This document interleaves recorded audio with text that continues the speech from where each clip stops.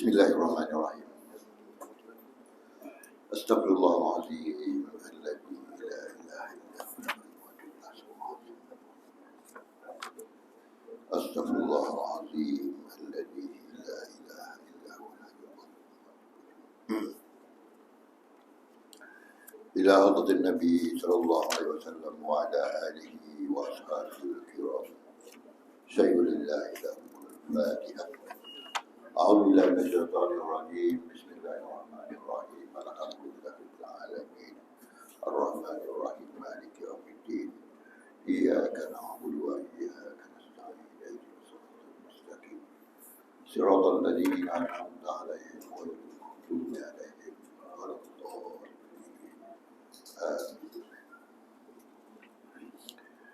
Assalamualaikum warahmatullahi taala wabarakatuh. Alhamdulillahirabbil alamin wassalatu wassalamu ala asyrafil anbiya wal mursalin wa ala alihi wa ashabihi ajma'in. Amma ba'd. Saya hormati pengurusi surau Jemaah Nabi atas, Tuan Imam, Tuan Bilal, Tuan Siap, adik-adik dan tuan kuasa surau, tuan-tuan dan puan-puan yang dirahmati Allah. Alhamdulillah, terlebih dahulu kita panjatkan kesyukuran kepada Allah Subhanahu wa taala. Tiada yang makhluk yang dimaka pada subuh ini kita sekali lagi dapat bersama-sama salat subuh berjemaah, dan seterusnya kita menambahkan sedikit lagi ilmu kita berkaitan dengan sakratul maut. Bila ja'at sakratul maut, tajuk kitab ni ialah waja'at sakratul maut, dan telah datanglah sakratul maut.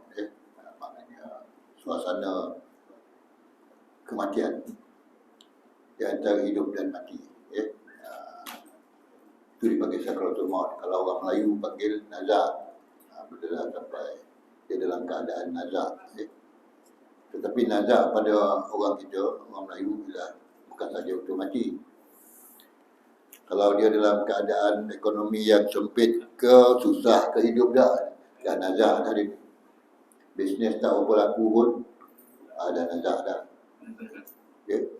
Jadi kataan nazak tu banyak makna dia. Tapi sakratul maut untuk mati sahaja. Janganlah pula kita sebut bila orang tu dah dalam keadaan kesempitan dalam kehidupan dia, kerana kedudukan ekonomi dia yang sudah tidak stabil lagi, kita panggil dia sakratul maut dah tu, bukan. Dah sakratul maut dah tu. Pin nazak boleh, sebab nazak ni pelbagai gunalah tuan-tuan. Baiklah, pada pagi ini kita akan bincangkan sedikit berkaitan dengan firman Allah Subhanahu wa taala yang dalam surah Az-Zumar ayat 30, innaka mayyitun wa innahum mayyitun. Innaka mayyitun, sesungguhnya kamu akan mati, dan sesungguhnya mereka akan mati juga. Jadi kamu ni merujuk kepada Rasulullah SAW dan merujuk juga kepada semua umat dia. Kamu akan mati dan mereka pun akan mati. Sebab apa tuan-tuan? Allah sebut innaka mayyitun wa innahum mayyitun. Sebab pada waktu itu manusia tak sedar, di zaman Rasulullah SAW, mereka tak sedar bahawa episod mereka dalam suasana itu adalah sementara sahaja. Bukanlah satu suasana yang berpanjangan, tetapi peristiwa yang berlaku, pertentangan antara Rasulullah SAW dengan kaum musyrikin itu adalah berlaku dalam zaman itu dalam masa yang sekejap sahaja. Sebab kalau kita kembali balik kepada sejarah, tak ada siapa pun yang hidup sampai hari ini. Semua orang yang memainkan peranan memusuhi Rasulullah SAW di zaman Rasul, zaman Nabi Muhammad SAW, dan semua sahabat-sahabat yang berjuang mempertahankan Islam waktu itu, semua dah mati. Sebab itu disebutkan innaka mayyitun wa innahum mayyitun. Kamu mati dan mereka pun mati. Jadi apalah faedahnya di dalam suasana yang sangat sementara, manusia ini berkecamuk, manusia ini bergaduh, manusia ini berperang satu sama lain. Sebab ini sementara. Dan semuanya akan selesai. Ya? Semuanya akan berkesudahan dengan kematian. Cuma yang tak mati bila? Tak mati-matilah di hari akhirat besok. Itu yang sebab itu dipanggil alam ini alam fana. Ya? Alam yang sementara dan akan musnah. Dan alam yang akan kita pergi besok adalah alam apa? Alam baqa, alam yang kekal.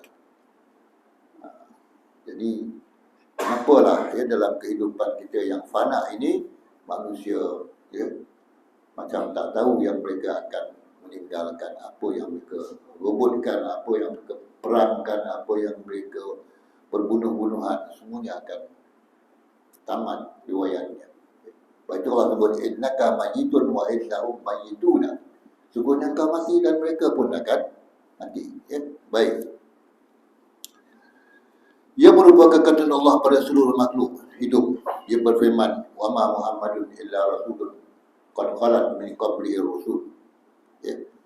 Apa in mata au qutilam qalabtum ala aqabikum wa man yanqalib ala aqibai falan yadurullah syai'a wa sayyidillahu syakirin. Ya. Wa ma Muhammadun illa rasulun qad khalat min qablihi rusul. Muhammad itu tidak lain hanyalah seorang rasul. Ya.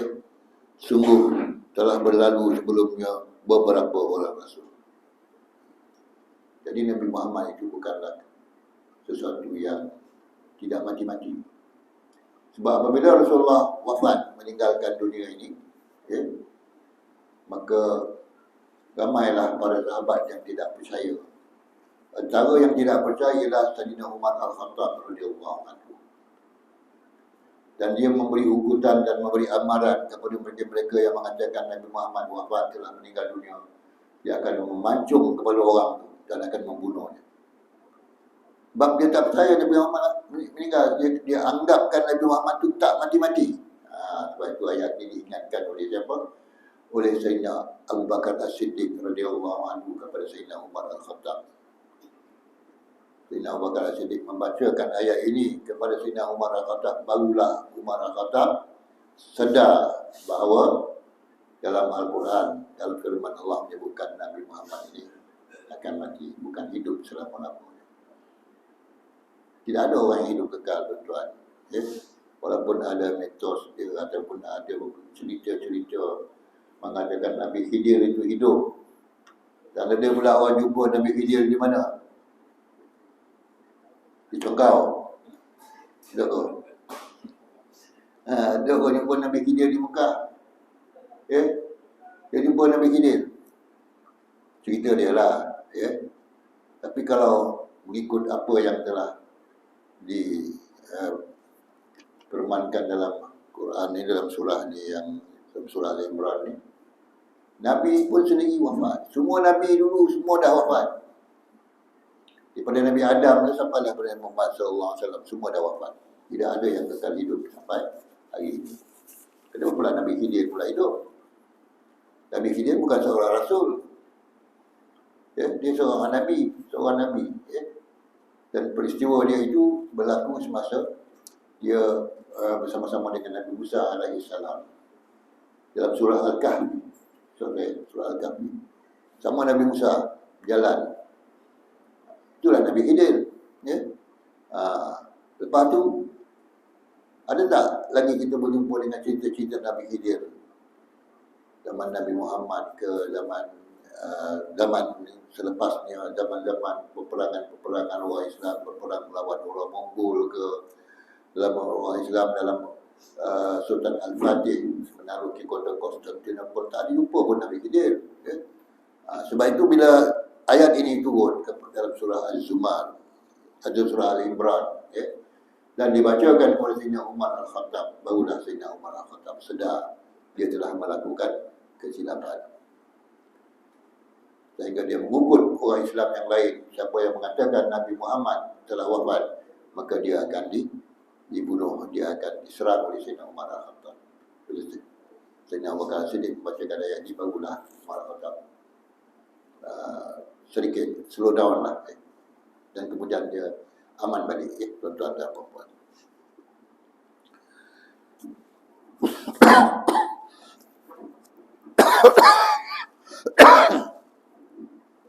Kemudian apa ayin mata au qutilam qalabtum ala aqabikum wa man yanqalib ala aqibai falan yadurullah syai'a. Apa kata firman Allah, apakah jika ia wafat, apa ayin mata au qutila,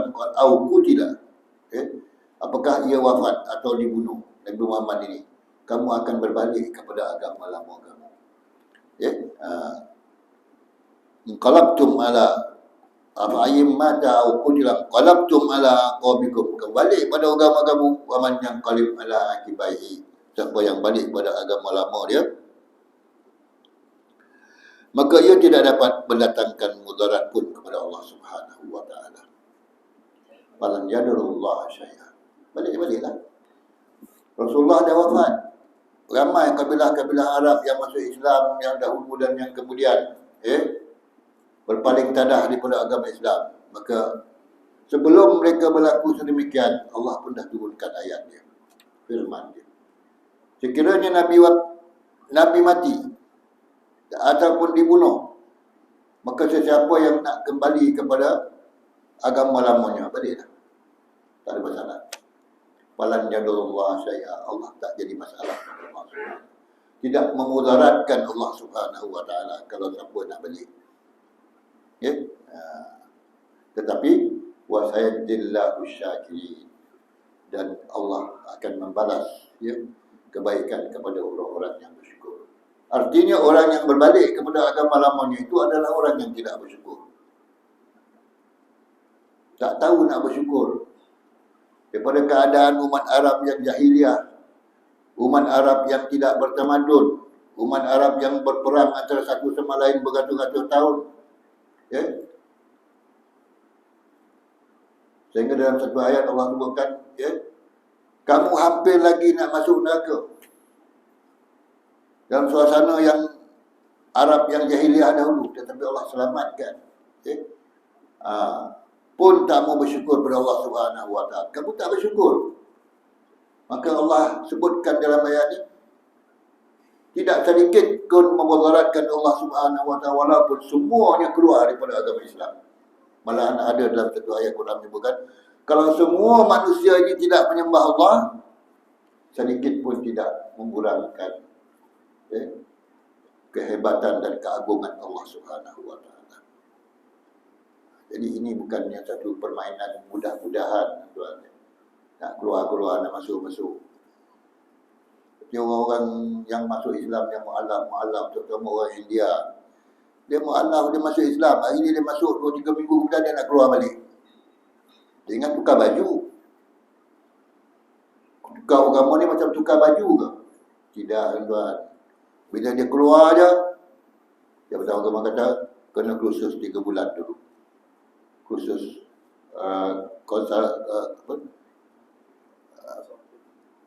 kursus apa? Psikologi, konsultan dulu. Kena nasihatkan dulu 3 bulan baru boleh keluar. Paling India tu. Ramai tuan-tuan. Dia masuk Islam, kemudian dia datang dia bawa agama minta duit. Dia ingat dia bawa agama keluarkan duit. Tak dapat duit, dia kata saya nak keluar. Oh, banyak senang.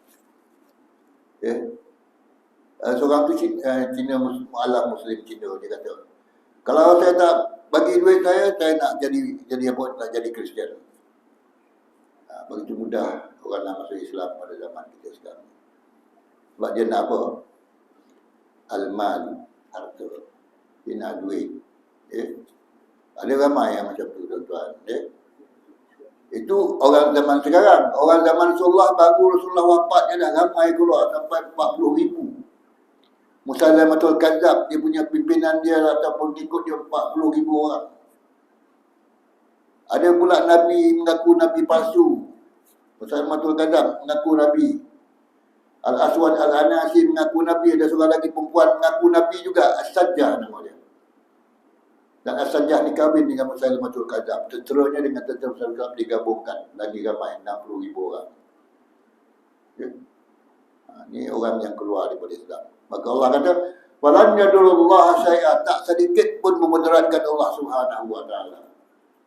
Dan Allah akan membalas kepada mereka-mereka yang bersyukur kepada Allah Subhanahu wa taala. Memang Allah meletakkan dan mentakdirkan Sayyidina Abu Bakar As-Siddiq itu sebagai khalifah yang pertama. Sehingga ada kalangan orang-orang Islam ini, bukan kalaulah tidak kerana Sayyidina Abu Bakar As-Siddiq yang begitu tegas, yang begitu komited dalam perjuangan dia, maka Islam mungkin telah tidak ada lagi seperti mana yang berlaku selepas daripada itu. Mungkin dah habislah Islam. Tentu Madinah pun dah tak ada, Islam pun tak ada. Cuma Islam hanya diamalkan oleh orang-orang perseorangan. Tak ada lagi satu umat yang dipanggil umat Islam. Hari ini kita ada umat Islam. Maknanya kalau kita sebut umat Islam hari ini, seluruh dunia, tuan. Kalau satu umat, kumpulan umat Islam dianiaya, dizalimi di satu tempat, maka akan bangunlah umat Islam yang lain di tempat yang lain untuk membantunya, memberikan bantuan.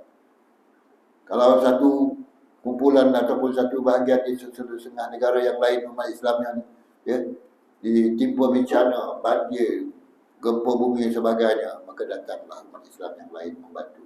Itulah umat Islam.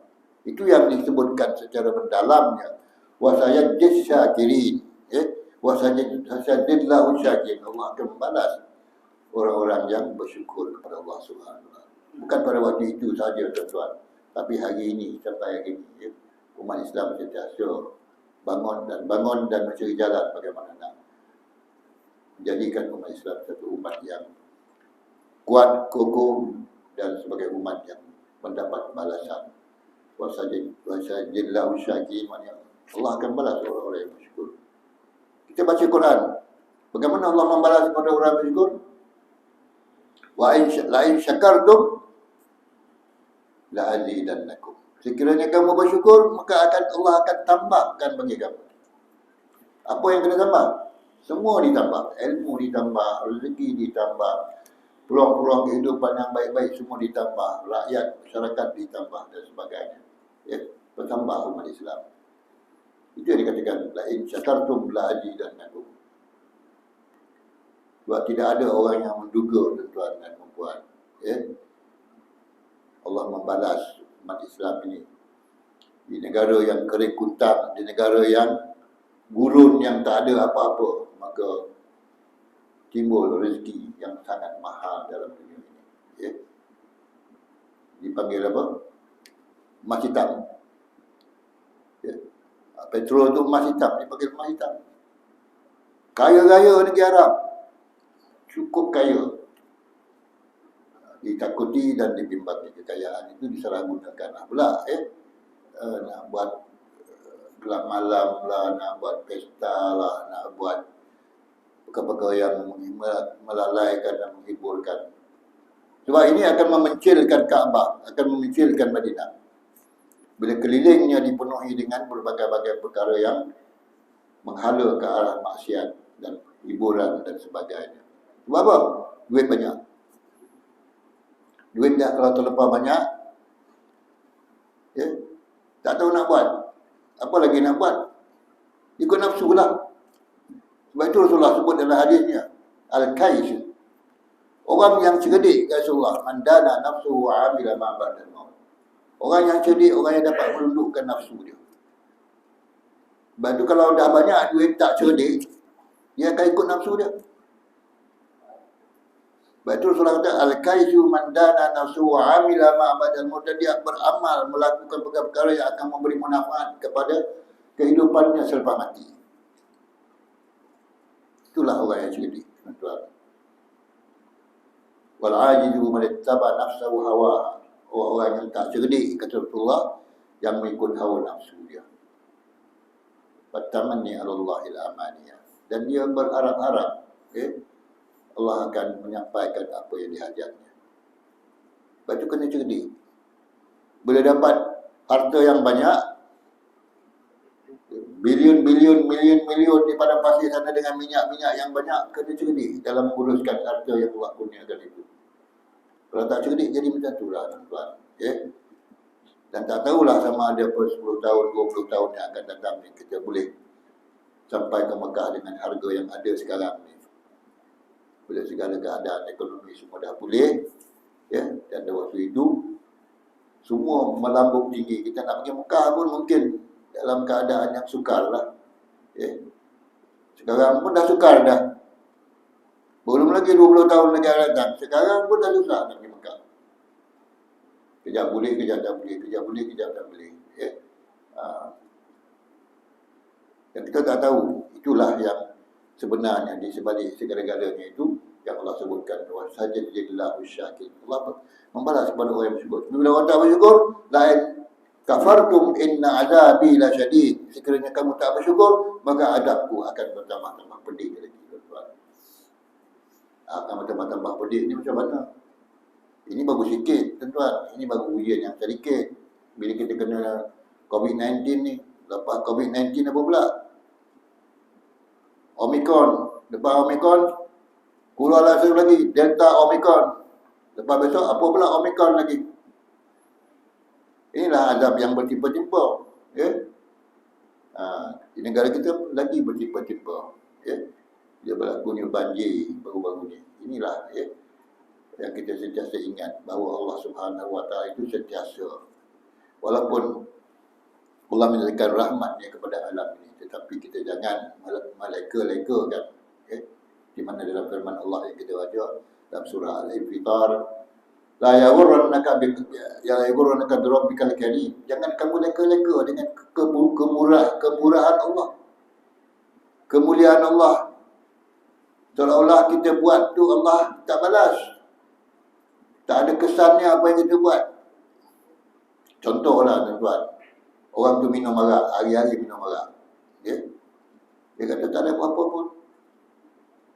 Tak jadi apa-apa pun pada saya, pada anak-anak saya, pada keluarga saya, semua sihat walafiat. Jangan bermain-main dengan kemurahan Allah Subhanahu Wa Taala. La yaghurrannaka bi rabbikal karim alladhi khalaqaka fasawwaka fa'adala fi ayyi suratin ma syaa rakkabak. Jadi jangan bermain-main dengan kemurahan Allah. Sampai satu masa Allah tarik balik. Sebab itu di dalam apa tuan-tuan? Di dalam hierarki, selain daripada mukjizat, kita ada apa? Kita ada wali-wali ataupun mukjizat. Lepas tu ada istidraj, ada sihir, ada karamah. Wali-wali ada karamah, ada istidraj. Istidraj ni Allah bagi, boleh tarik balik. Itu yang kita takut. Allah bagi nikmat pada kita semua ni. Kemudian Allah tarik balik. Jika dikehendaki oleh Allah Subhanahu Wa Taala. Baiklah tuan-tuan dan puan. Tiada seorang pun yang hidup selama-lamanya di dunia ini. Tak ada. Boleh tak kita minta hidup selama-lamanya? Boleh tak doa? Boleh tak tuan-tuan berdoa, ya Allah, ya Tuhan, hidupkan aku selama-lamanya atas dunia ini? Ada minta doa itu? Ada tuan-tuan? Tak ada kan? Ada siapa pun nak berdoa, ya Allah, ya Tuhan, hidupkan aku selama-lamanya. Minta umur panjang boleh? Allahumma tawwil umri. Ya Allah, panjangkanlah umur aku. Panjanglah umurku, tetapi janganlah umur yang panjang dalam keadaan umur yang dipanggil zulalil umri. Tahu mana zulalil umri? Umur yang panjang tetapi orang susah, kita pun susah. Menyusahkan hidup orang lain dan menyusahkan hidup kita sendiri. Itu umur yang panjang. Sebab itu boleh minta umur panjang. Rasulullah tak nak umur panjang. Tak ada pun Rasulullah minta umur panjang, tuan. Rasulullah tak minta umur panjang, Rasulullah tak minta kaya. Apa lagi? Rasulullah tak minta tanah, Rasulullah tak minta kebun, Rasulullah tak minta rumah bangunan besar-besar. Rasulullah tak minta. Tetapi Rasulullah hidup dalam Allahumma kfina bima syi'ta. Ini doa Rasulullah. Allahumma kfina bima syi'ta. Ya Allah, cukupkanlah kami dengan apa yang kau kehendaki. Allah minta cukup je. Rasulullah minta cukup je. Mengikut kehendak Allah, bukan mengikut kehendak Rasulullah. Satu hari Rasulullah balik, tak ada makanan di rumah. Tanya Sayyidatina Khadijah, wahai Sayyidatina Khadijah, ada tak makanan? Tak ada. Okey, kita puasa hari ini. Senang je. Bagi umat Islam, tak ada makanan, puasalah. Ya? Jadi Rasulullah cukup dengan apa yang Allah bagikan kepada Rasulullah berdoa, Allahumma fina bima syi'ta. Ya Allah, cukupkanlah kami dengan apa yang kau kehendaki. Jangan tukar doa tu, tuan-tuan. Jangan nak tukar. Sikit je tukar. Allahumma fina bima syi'ta tu tukar pada syi'tu. Kalau syi'tu, apa yang aku kehendaki. Itu mana dia. Itu bahasa Arab lah, tuan-tuan. Sebab itu jangan, bila kita berdoa tu, betul-betul baca. Kalau salah baca, kita minta satu tu, kita pula nak satu tu. Allahumma fina bima syi'tu. Itu salah. Doa tu salah. Allahumma fina bima syi'ta. Ya Allah, kurniakanlah aku kecukupan seperti mana yang kau kehendaki. Allah tak minta kaya.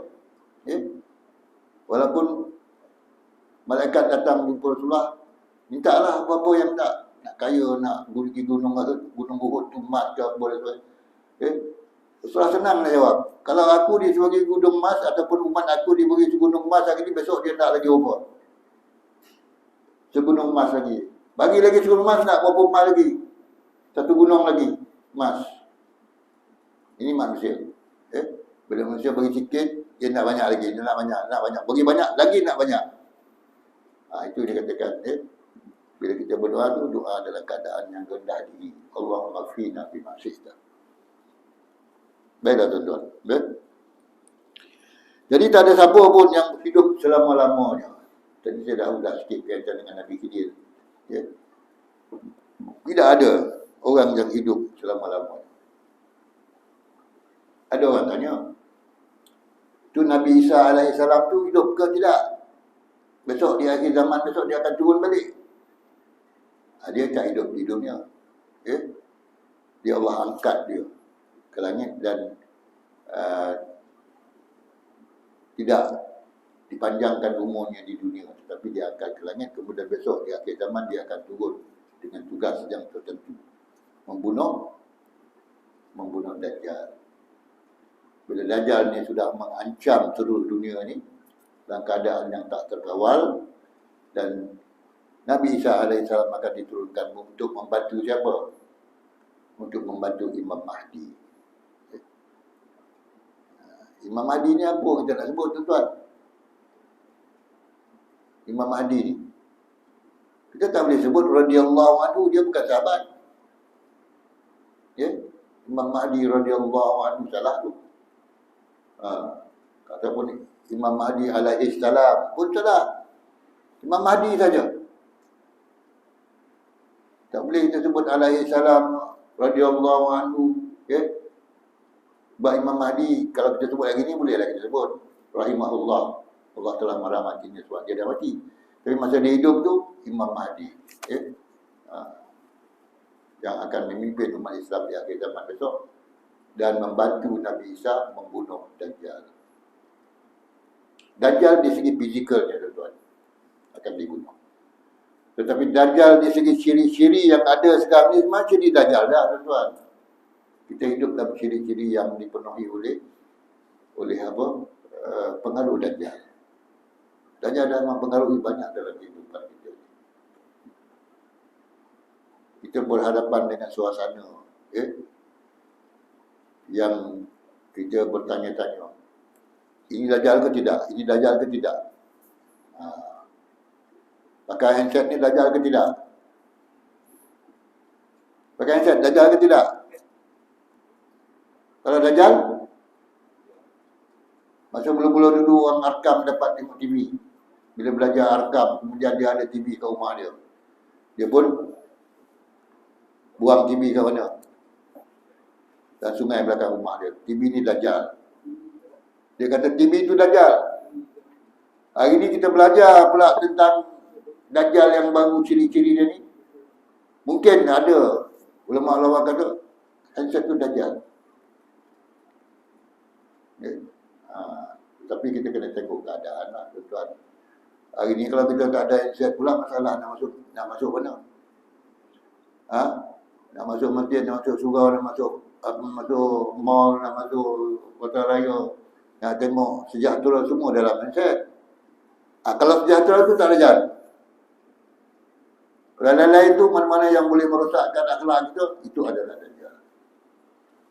Sebab tu ada orang tak bawa handset dia dalam semayang. Sebab dalam handset tu ada macam-macam, ada dua. Satu yang dipanggil apa? Birrun, yang satu dipanggil apa ni? Fajirun. Satu yang dipanggil baik, dan satu panggil tak baik. Bila kita nak tengok, kita nak jalan jauh, jalan tak tahu, orang bagi lokasi dalam apa gitu. Dan saya kata, itu baiklah tu. Kadang-kadang kita tunjuk pun lebih jauh daripada kita tahu dalam otak kita ni. Ya. Beratus-ratus batu pula sesatnya. Jadi ini semuanya adalah pertimbangan daripada diri kita. Kalau kita kata dia Dajjal sebab dia merosakkan kita, maka kena timbang-timbangkan sesuatu. Bolehkah kita menggunakannya sehingga kita melalaikan kehidupan kita beriman kepada Allah Subhanahu wa taala. Kemudian tuan-tuan dan puan-puan, habis ke macam ada bunyi loceng ni.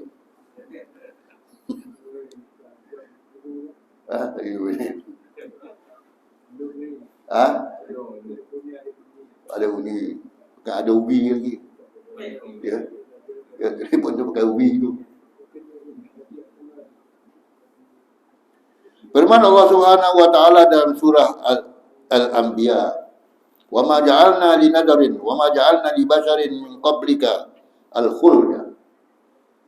Apa kata Allah? Apa firman Allah? Kami tidak menjadikan hidup abadi bagi orang-orang yang bagi seorang manusia pun sebelumnya. Sebelum Nabi Muhammad tak ada siapa yang abadi. Panjang umur ada. Nabi Adam 950 tahun. Nabi Nuh 850 tahun. Fir'aun berapa tahun kita ingat? Nabi Syuaib 330 tahun. Ya. Kita ni nasib dah tuan-tuan. Umat Nabi Muhammad SAW, Rasulullah kata, umat Nabi Muhammad ni antara 60 dan 70 tahun sahaja. Lepas itu semuanya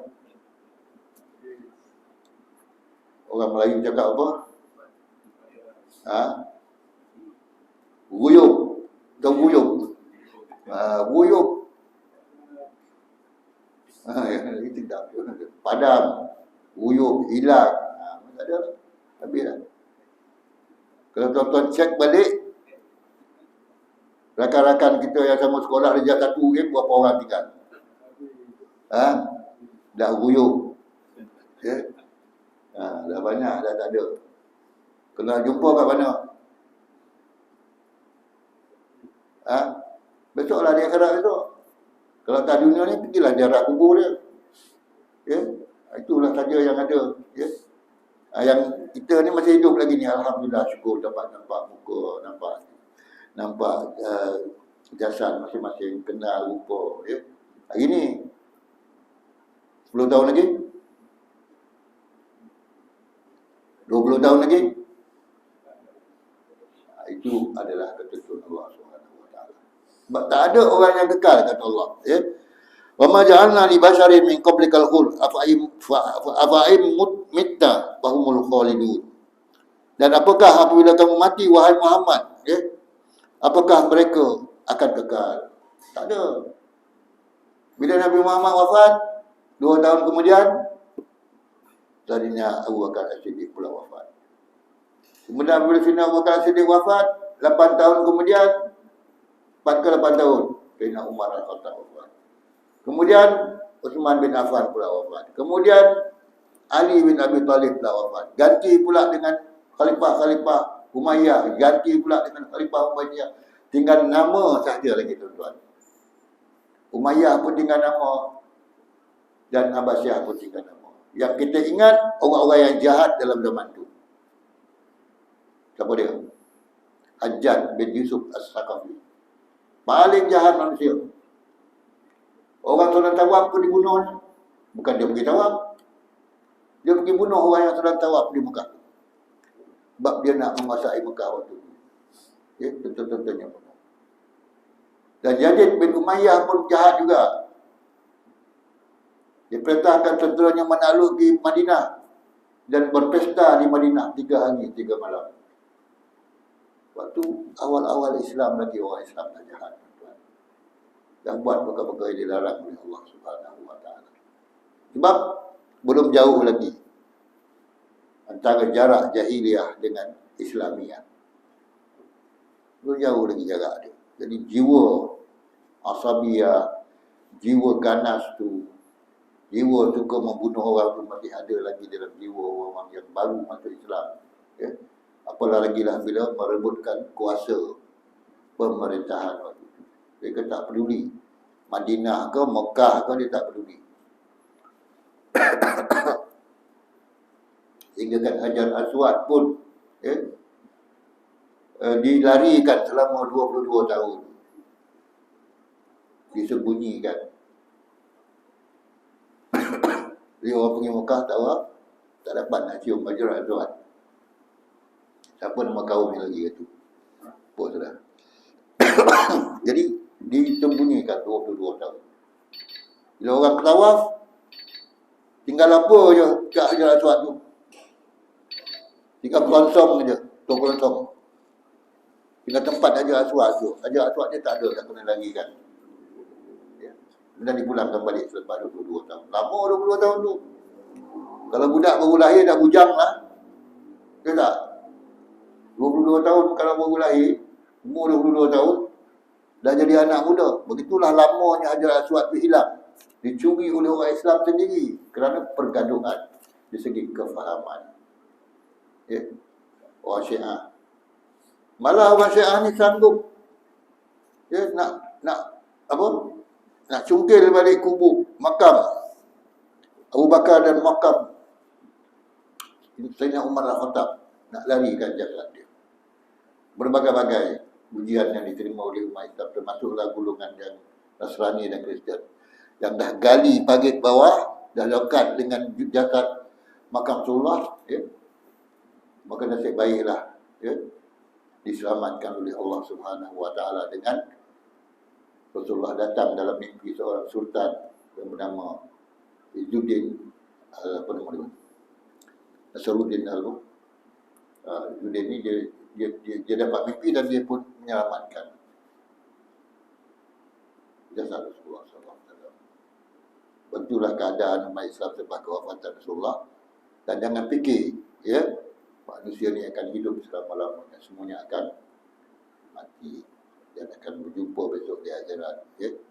Tapi di akhirat Allah tu Maha merahmati kepada orang yang beriman, dan semua orang yang beriman akan dikeluarkan daripada neraka, tuan-tuan. Dan dikeluarkan neraka. Setelah beberapa lama di dalam neraka, mereka dah jadi hitam legam, dah jadi macam marang. Cuma satu saja yang tak dimakan oleh api neraka ialah tempat sujud mereka, sebab mereka beriman. Mereka mengucap 2 kalimah syahadah. Tempat sujud mereka, buka wajah mereka tak dimakan oleh api neraka. Yang lain semua makan api neraka, hitam legam.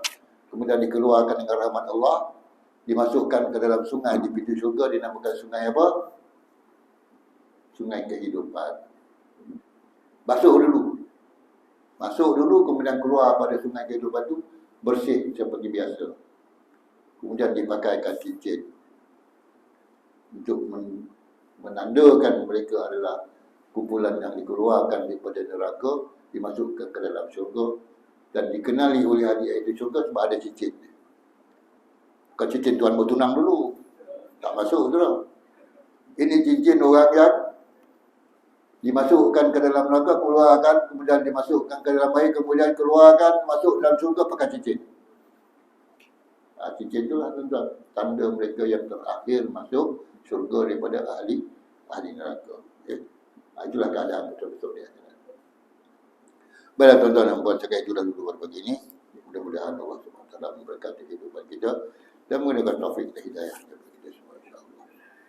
Bismillahirrahmanirrahim. Alhamdulillahirabbil alamin. Wassalatu wassalamu ala asyrofil anbiya wal mursalin wa ala alihi wa sahbihi ajma'in. Allahumma zidna ya rabbi fahman nabi hifdzal mursalin bil ham malaikatil muqarrabin fi afatin ya arhamar rahimin. Rabbana atina min ladunka rahmah wa hayyi lana min amrina rashada. Rabbana atina fid dunya hasanah wa fil akhirati hasanah wa qina adzaban nar. Wa sallallahu ala sayyidina Muhammadin wa ala alihi wa sahbihi ajma'in. Subhana rabbika rabbil izzati amma yasifun wa salamun alal mursalin walhamdulillah. Assalamualaikum warahmatullahi wabarakatuh.